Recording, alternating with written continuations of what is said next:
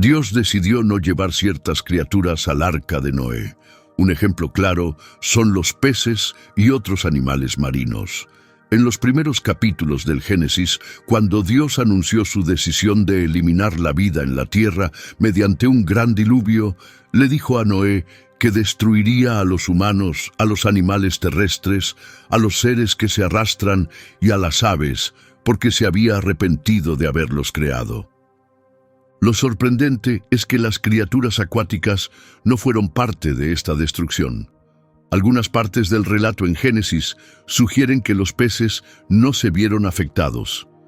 En un versículo, Dios dice que inundará la tierra para destruir a todos los seres que respiran aire bajo el cielo. Todo ser vivo en tierra firme sería eliminado por el agua creciente. Naturalmente, los animales que ya viven en el agua no sufrirían por tener más agua. Además, es poco probable que los peces respiren de la misma manera que los animales terrestres. Por eso, solo las aves y los animales terrestres fueron llevados al arca. Las criaturas acuáticas no fueron incluidas. Más adelante, Dios le ordenó a Noé llevar parejas de todos los seres vivos, aves, animales terrestres y criaturas que se arrastran, para que pudieran sobrevivir. También le dijo que reuniera suficiente alimento para él y para los animales. Esto da a entender que la vida marina no necesitaba la misma protección ni cuidados, ya que podían quedarse en su hábitat natural. Otro pasaje que enumera a los animales que murieron en el diluvio no menciona a los peces ni a los seres del mar, lo cual apoya la idea de que no fueron afectados. Las aguas crecieron tanto que cubrieron incluso las cimas de las montañas, superándolas por unos 15 codos. Todos los seres que se movían en tierra murieron. Aves, ganado, animales salvajes, todos los pequeños seres que se arrastran y todo ser humano. Todo lo que vivía en tierra firme y respiraba aire no sobrevivió. Dios eliminó a todos los seres vivos de la superficie de la tierra, humanos, animales, seres que se arrastran y aves. Todo desapareció. Solo Noé y los que estaban con él en el arca sobrevivieron. Después, en Génesis 8:1, se menciona que Dios se acordó de Noé, junto con los animales y el ganado que estaban con él en el arca, pero no se menciona a las criaturas marinas. Esto puede parecer extraño, considerando que no fueron parte de la destrucción como los animales terrestres. No se explica por qué quedaron fuera en ese momento. La forma en que los antiguos hebreos entendían la vida animal ayuda a aclarar esto. Según el relato de la creación en Génesis, en el quinto día Dios creó a los animales marinos y a las aves. El texto dice que creó a los grandes seres del mar y a todos los seres vivos que llenaban las aguas, cada uno según su especie, junto con todas las aves. Y Dios vio que todo lo que había hecho era bueno. El sexto día se enfocó en la creación de los animales terrestres. Estos versículos muestran que las personas de esa época dividían el reino animal en 3 partes: los del mar, los que vuelan y los que caminan en tierra. Solo las aves y los animales que viven en tierra fueron llevados al arca, porque los seres acuáticos no estaban en peligro por el diluvio. Luego surge una pregunta que muchos se hacen: ¿llevó Noé 2 de cada animal? La respuesta es un poco más compleja. En el Génesis, Dios le dice a Noé que lleve 7 parejas de cada animal limpio, macho y hembra, y solo una pareja de cada animal impuro.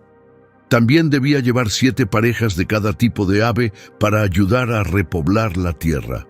Eso indica que había más animales limpios que impuros, según las instrucciones que recibió Noé. Pero las palabras usadas en el hebreo original son algo confusas. Se habla de 7 sietes, lo cual hace difícil saber si Noé llevó 7 animales individuales o 7 parejas. Lo que sí sabemos es que los animales limpios eran más numerosos. Aunque las reglas formales sobre animales limpios e impuros fueron escritas mucho después, en Levítico, Noé ya parecía entender la diferencia. Esto tiene sentido, ya que las ofrendas a Dios existían incluso antes de Moisés, como se ve en partes anteriores del Génesis. Así que parece que Dios ya había dado a conocer cuáles animales podían usarse para sacrificios y más tarde para alimento. La Biblia no explica exactamente cómo supo Noé cuáles animales eran limpios, pero otros pasajes nos ayudan a entender las categorías. Son considerados animales limpios los que rumian y tienen la pezuña partida, como las cabras, las ovejas, los ciervos y las vacas. Entre los peces, los que tienen aletas y escamas, como el bacalao o el bluegill, son limpios. Algunas aves, como las palomas, los pollos y los patos, también son consideradas limpias. Curiosamente, ciertos insectos, como las langostas y los saltamontes, también eran vistos como limpios. En cambio, los animales que no cumplen ambos requisitos, rumiar y tener pezuña partida, como los cerdos, los caballos, los perros, los gatos, los burros y los roedores, eran considerados impuros. En el agua, los seres sin aletas ni escamas, como los mariscos, las langostas, las ostras y los bagres, también se consideraban impuros. Algunas aves, como los búhos, los buitres y los halcones, fueron clasificadas como impuras, al igual que animales como los reptiles y los anfibios. Más tarde, en el Nuevo Testamento, se enseña a los cristianos que no deben ser juzgados por lo que comen, como se menciona en Colosenses 2:16. Sin embargo, muchos expertos en nutrición han señalado que las antiguas reglas sobre animales puros e impuros ofrecen buenos consejos de salud. En tiempos en los que el conocimiento sobre la seguridad alimentaria era limitado, estas normas pudieron haber ayudado a prevenir enfermedades. Pero las reglas sobre animales puros e impuros no trataban solo de la salud. También recordaban al pueblo de Israel que había sido apartado para un propósito especial: adorar al único Dios verdadero. Cuando en Génesis 7 se habla de animales puros, quienes leían entendían que se refería a los animales que Dios había aprobado tanto para alimento como para ofrendas. Por eso tiene sentido que Noé llevara más animales puros al arca, no solo para preservar las especies, sino también porque serían necesarios para los sacrificios. Después del diluvio, Noé ofreció un sacrificio a Dios, como leemos en Génesis 8:20. Como había llevado animales puros en mayor cantidad, quedaron suficientes para repoblar la tierra. Dios le había dicho a Noé que llevara 7 parejas de cada animal puro, siendo cada pareja un macho y una hembra.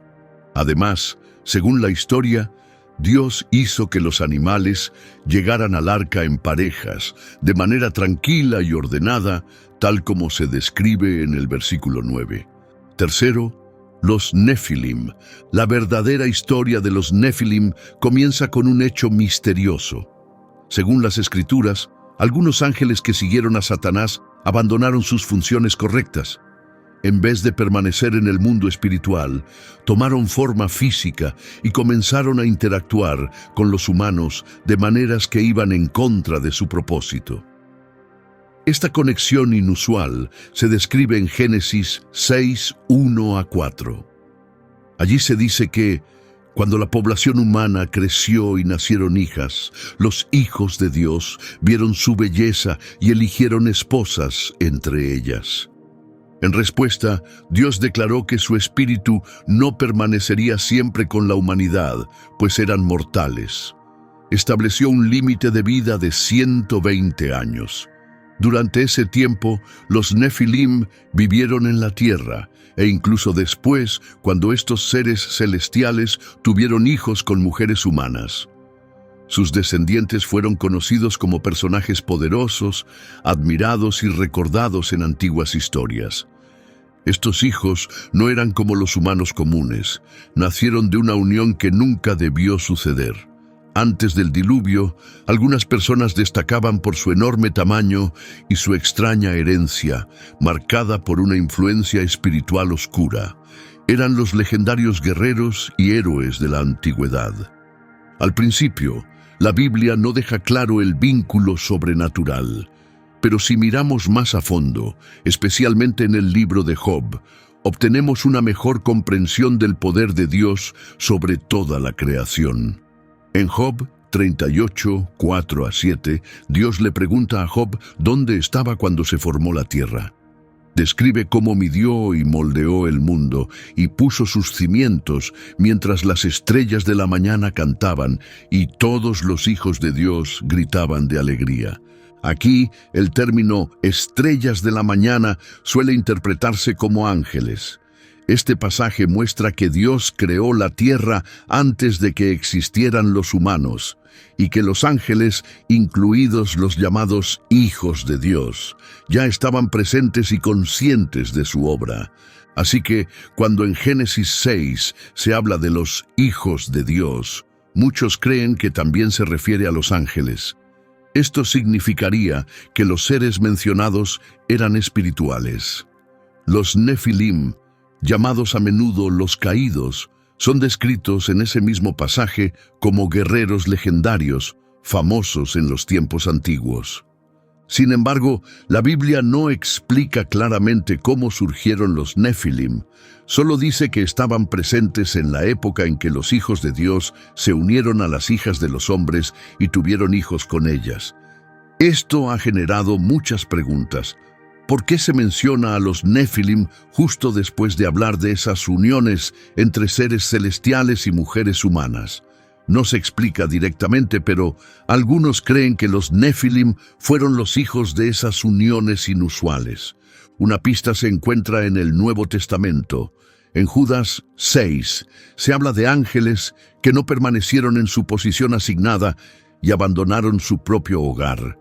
Esto se conecta con Génesis 6, sugiriendo que algunos ángeles bajaron a la tierra y rompieron los límites divinos. Muchos estudiosos de la Biblia creen que Judas está describiendo el mismo evento relatado en Génesis, cuando esos ángeles tomaron esposas humanas y tuvieron descendencia. Aunque hoy pueda parecer difícil de entender, la Biblia está llena de cosas que desafían nuestras expectativas. A veces, la verdad es más sorprendente que la ficción. Esta historia habla de seres del mundo espiritual, conocidos como hijos de Dios o ángeles, que cruzaron hacia el mundo humano. Sus hijos se convirtieron en híbridos únicos, parte ángeles, parte humanos, y fueron recordados como figuras poderosas y legendarias. Estos descendientes especiales fueron conocidos como los Nefilim. La Biblia no ofrece una explicación clara de por qué estos ángeles actuaron de esa manera, pero parece que ya eran rebeldes y estaban corrompidos. Por eso su comportamiento no resulta tan sorprendente. Una teoría sugiere que tenían un propósito más profundo: interferir en el plan de Dios, tratando de arruinar la línea de sangre humana. En Génesis 3:15, Dios prometió que algún día vendría un Salvador, descendiente de Eva, que vencería a la serpiente, Satanás. Algunos creen que Satanás, sabiendo de esta promesa, envió a sus ángeles caídos para corromper a la humanidad, mezclando su propia naturaleza con la de los humanos. Tal vez fue un intento de sabotear el nacimiento futuro del Mesías, contaminando a la humanidad. La respuesta de Dios ante esta situación oscura se encuentra en Génesis 6:3, donde dice que su espíritu no permanecería para siempre con los humanos. Esto significa que Dios no permitiría que las personas siguieran viviendo en rebelión sin consecuencias. Llegaría el momento en que su paciencia se acabaría. Este mensaje es un recordatorio poderoso. No podemos asumir que siempre habrá otra oportunidad para acercarnos a Dios. Puede llegar un momento en que esa oportunidad desaparezca. Por eso, el mejor momento para volver a Él es ahora, no después. Los Nefilim suelen ser vistos como una de las razones principales del gran diluvio en tiempos de Noé. Después de que estos seres aparecieron, Dios vio cuán corrompida se había vuelto la humanidad. Cada pensamiento y deseo del corazón humano era malo todo el tiempo. Esto llenó a Dios de dolor. Génesis 6:5-6 dice que se arrepintió de haber creado a los humanos y se entristeció profundamente.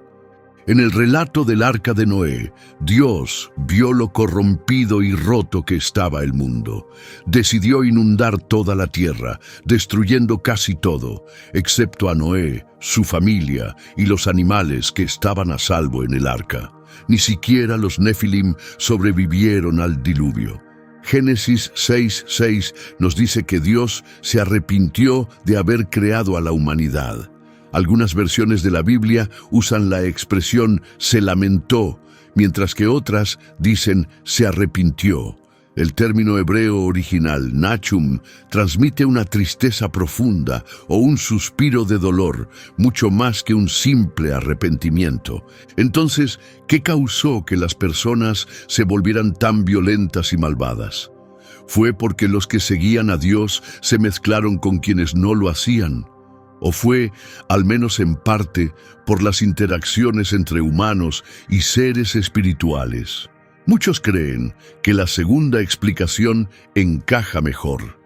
Incluso hay evidencia de que estos ángeles caídos pudieron haber repetido sus actos después del diluvio. De hecho, el término que aparece más adelante en el Antiguo Testamento para referirse a los gigantes es Rephaim. Estos seres aparecen varias veces y parecen estar relacionados con una corrupción espiritual que persistió. Siguen siendo una parte misteriosa y significativa del relato bíblico. El mismo Jesús hizo una comparación muy fuerte en Lucas 17:26-30. Dijo que los últimos días antes de su regreso serían similares a los días de Noé. En aquel entonces, la gente vivía su vida normalmente, comiendo, bebiendo, casándose, hasta que de repente llegó el diluvio y los arrastró. También lo comparó con los días de Lot. Las personas estaban ocupadas en sus actividades normales, comprando, vendiendo, plantando y construyendo, cuando de repente llovió fuego y azufre sobre Sodoma. En ambos casos, el juicio llegó sin previo aviso. Jesús advirtió que lo mismo ocurriría en su regreso. Hay otro aspecto clave sobre los últimos tiempos que Jesús destacó, algo presente tanto en los días de Noé como en los de Lot. Mencionó 8 actividades cotidianas: comer, beber, casarse, dar en matrimonio, comprar, vender, construir y plantar. Ninguna de estas cosas es pecaminosa por sí misma. Entonces, ¿cuál era el problema? El verdadero problema era que las personas estaban completamente absorbidas en estas cosas. Estaban tan enfocadas en la vida diaria que no se daban cuenta del momento en que vivían. En una palabra, su caída fue el materialismo. Sus mentes estaban centradas en lo físico, sin espacio para lo espiritual o lo eterno. El materialismo fue una de las características principales en los tiempos de Noé y Lot. Y si miramos alrededor hoy, está claro que el materialismo está en todas partes, especialmente en las sociedades modernas occidentales. Incluso dentro de la comunidad cristiana no se ha mantenido fuera. Muchos creyentes quizá no lo muestren abiertamente, pero en su interior están tan atrapados en lo material como aquellos que no creen. Tal vez no sea tan evidente, tal vez sus vidas no lo griten, pero interiormente siguen atrapados en las mismas preocupaciones materiales. Jesús nos advirtió claramente: si nos dejamos consumir por el materialismo, no estaremos preparados para su regreso. Seremos como las personas en tiempos de Noé y de Lot, desprevenidos, distraídos y sorprendidos. Lucas 17:26 repite esta advertencia: así como fue en los días de Noé, así también será en los días del Hijo del Hombre. Si queremos entender realmente el tiempo que precede a su regreso, necesitamos observar de cerca cómo eran aquellos días. Para entender esto, debemos volver al Génesis, donde ya hemos explorado muchas de las señales principales, y también la única fuente de esperanza, la advertencia que se dio para sobrevivir a lo que venía. Hemos visto la oscuridad que marcó los días de Noé y Lot, pero para tener una imagen completa, también debemos reconocer lo bueno. Incluso en tiempos de profunda corrupción, había destellos de luz. La historia de Noé incluye dos aspectos positivos clave que no deben pasarse por alto. Génesis 6:9 presenta a Noé diciendo: «Esta es la historia de Noé. Era un hombre justo y recto en su generación. Caminaba en íntima comunión con Dios. En un mundo lleno de caos, Noé sobresalía. Tenía una relación real y personal con Dios. Escuchaba, confiaba, y Dios le hablaba directamente sobre lo que iba a suceder». Para los que creemos, la vida de Noé es un ejemplo poderoso. No fue perfecto, pero fue fiel. Él y su familia fueron los únicos que sobrevivieron al diluvio, y parece que aquellos que hoy viven con esa misma fe y obediencia serán los que estén preparados para lo que venga. El libro de Hebreos resalta la fe de Noé en un solo versículo. Dice que Noé, advertido por Dios sobre cosas que aún no se veían, actuó con fe y construyó un arca para salvar a su familia. A través de su confianza en Dios, no solo protegió su hogar, sino que también fue un testigo silencioso contra un mundo corrupto. Sus acciones mostraron cómo es la verdadera justicia basada en la fe. Jesús también enfrentó las consecuencias de esa misma generación perversa. Después de su muerte, ocurrió algo extraordinario en el ámbito espiritual. Aunque su misión fue dolorosa y extremadamente pesada, dar su vida por el mundo entero, Él la aceptó voluntariamente. Después de sufrir en la cruz durante 3 horas, Jesús entregó su espíritu por decisión propia. Es importante recordar que nadie le quitó la vida. Él tenía el poder y la autoridad para entregarla cuando llegó el momento. Pero ¿qué pasó en el mundo espiritual después? Pedro, uno de los primeros discípulos que Jesús llamó, nos da una pista sobre ese misterio. Revela que Jesús no solo murió, sino que continuó su misión más allá de lo físico, enfrentando a las fuerzas del mal y completando la obra de la redención a nivel cósmico. La historia de Pedro muestra una transformación notable. Al principio era inestable, fácilmente influenciado, como un junco agitado por el viento. Pero después de la partida de Jesús, Pedro se convirtió en un líder fuerte y firme. Fue nombrado el primero entre los 12 discípulos y a menudo hablaba en nombre de todos. ¿Y Jesús? ¿A dónde fue su espíritu después de la crucifixión? ¿Subió al cielo o estuvo en otro lugar? Ha habido mucho debate sobre lo que ocurrió durante los 3 días entre su muerte y resurrección. Uno de los pasajes más fascinantes y misteriosos que habla de esto se encuentra en 1 Pedro 3:18-21. Esta escritura nos dice que Jesús sufrió mucho, no por sus propios pecados, sino por los nuestros. Él, el justo, tomó el lugar de los injustos para acercarnos a Dios y restaurar la conexión rota entre la humanidad y su Creador. Dice: Cristo murió una sola vez por los pecados, el justo por los injustos, para llevarnos a Dios. Fue muerto en el cuerpo, pero vivificado en el espíritu. En ese estado espiritual fue y proclamó un mensaje a los espíritus encarcelados, aquellos que habían sido desobedientes en tiempos pasados durante la construcción del arca de Noé, cuando Dios esperaba con paciencia. Solo 8 personas se salvaron a través de las aguas del diluvio, pero durante esos días silenciosos después de su muerte, Jesús, vivo en espíritu, fue y habló a las almas que estaban en confinamiento. Entonces Jesús realmente fue al Hades para hablar con estos espíritus, basándonos en este pasaje, sí, con la ayuda del Espíritu Santo, hizo una proclamación a aquellos que una vez rechazaron a Dios, mostrando que incluso en la muerte su misión continuaba: proclamar la verdad, aún a los que estaban lejos de la vida. El Hades se describe a menudo como el lugar a donde van los muertos, un ámbito más allá del mundo físico, y según las Escrituras, Jesús fue allí para entregar un mensaje poderoso. Es una idea verdaderamente fascinante que en el tiempo entre su muerte y resurrección predicó a los espíritus que estaban en cautiverio. Esto plantea una pregunta importante: ¿quién tiene la mayor autoridad en el universo? No importa cuál sea tu origen o creencias, la Biblia da una respuesta directa. Dice que todos, ya sea en el cielo, en la tierra o debajo de la tierra, reconocerán finalmente a Jesús como la autoridad suprema. Esta verdad señala el increíble poder que Jesús tiene sobre todas las cosas. Aunque esto pueda parecer abrumador, también es profundamente reconfortante. Saber que el que gobierna todo no solo es poderoso, sino también bueno y lleno de bondad, ofrece esperanza en un mundo lleno de incertidumbre.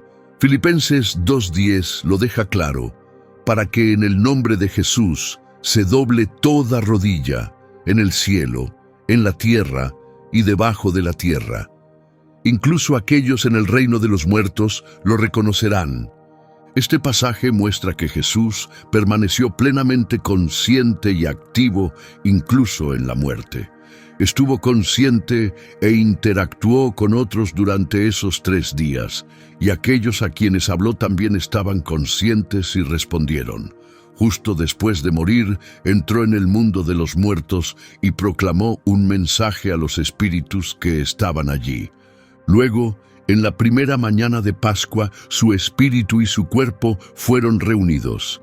En cada etapa, muerte, descenso al Hades, resurrección, Jesús permaneció plenamente consciente y con un propósito claro.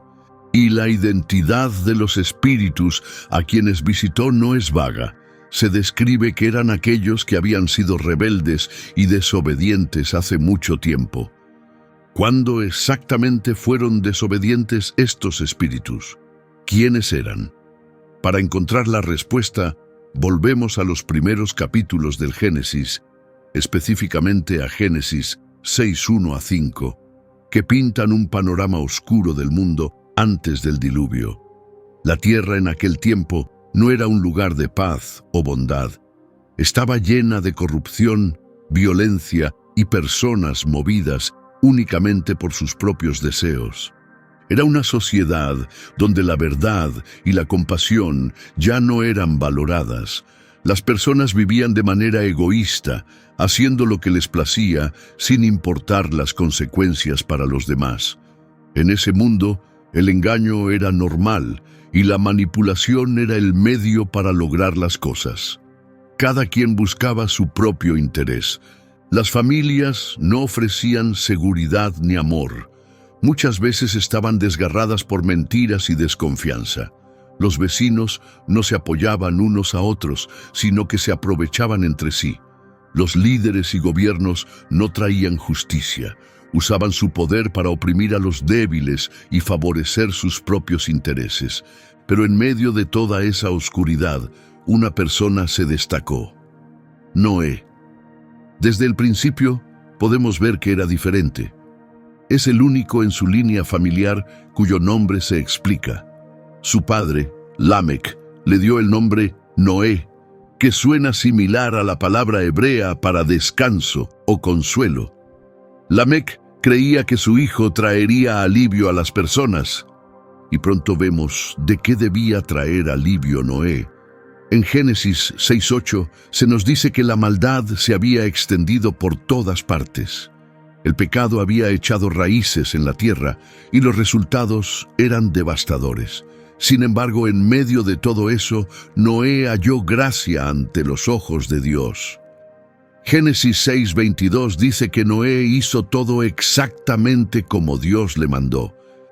No sabemos con certeza cuántas personas vivían en la tierra cuando llegó el diluvio. La Biblia no da un número, así que solo podemos hacer conjeturas. Pero lo que sí muestra claramente es que las personas se habían vuelto profundamente inmorales y violentas. Es probable que antes del diluvio, la guerra, las enfermedades y otras dificultades limitaran el crecimiento de la población. Ahora, en este momento de silencio, nos detenemos y nos volvemos hacia ti, Señor. Con corazones abiertos y mentes dispuestas a aprender, buscamos tu sabiduría. Nos reunimos como aprendices, deseosos de entender tu palabra, el texto sagrado que ilumina nuestro camino y nutre nuestro espíritu. Concédenos la gracia de acercarnos a las Escrituras con humildad. Ayúdanos a dejar de lado nuestras suposiciones y a abrir el corazón para escuchar claramente tu mensaje. Al explorar tu palabra, guíanos, Señor, y ayúdanos a descubrir las verdades que encierra. Ilumina estas páginas con tu luz. Que tu Espíritu Santo camine con nosotros, revelándonos significados más profundos y entendimientos renovados ocultos en estos antiguos versículos. En el nombre de Jesús oramos. Amén. Y con esto, hemos llegado al final de este video. Espero que te haya traído inspiración, entendimiento y una conexión más profunda con la fe. Si este mensaje tocó tu corazón, no pierdas la oportunidad de ser parte de nuestra comunidad en crecimiento. Haz clic en el botón de suscribirte, dale like a este video y comparte tus pensamientos en los comentarios. Tu apoyo nos ayuda a llegar a más personas con estos mensajes llenos de significado. Si sientes el llamado de ayudarnos a continuar con esta misión, de compartir conocimiento espiritual y ánimo, considera convertirte en miembro del canal. Tu apoyo realmente marca la diferencia. Encontrarás un enlace en la descripción abajo si deseas unirte hoy mismo. Sigue avanzando en tu camino. Aquí en la pantalla te he dejado 2 videos más que exploran la rica y poderosa historia de la Biblia. Míralos para seguir creciendo en la fe. Que Dios te bendiga. Nos vemos en el próximo video.